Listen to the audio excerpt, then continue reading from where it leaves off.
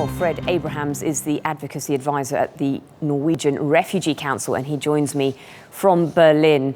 Good to speak to you. The refugees continue to arrive in their thousands. We're hearing that 12,600 arrive in Slovenia in just 24 hours. There clearly isn't enough humanitarian support to deal with the numbers and these worsening weather conditions.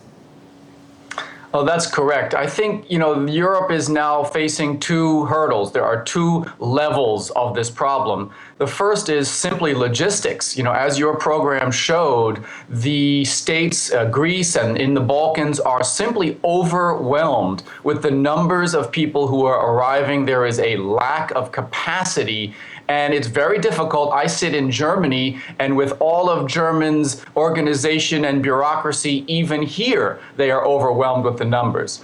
But the bigger problem, and the one that's really worrying, is not logistical, but political.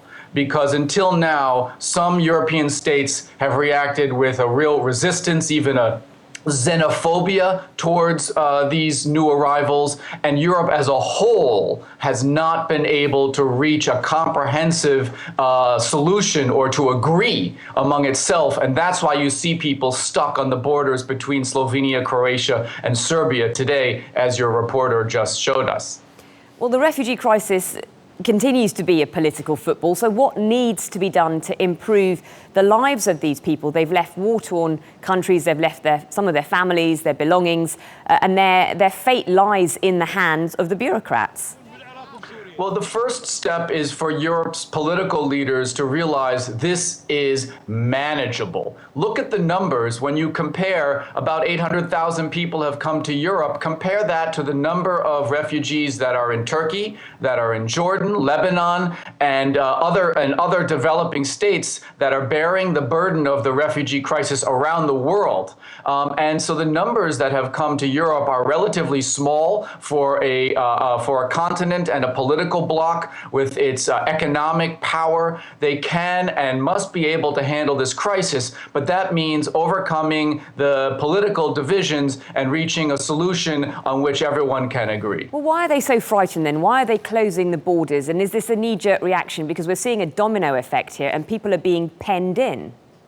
Well, look, a lot of this comes from domestic political resistance. In some countries, there's been outright racism towards the new arrivals, and not just in the East. Look at some of the reactions in the United Kingdom.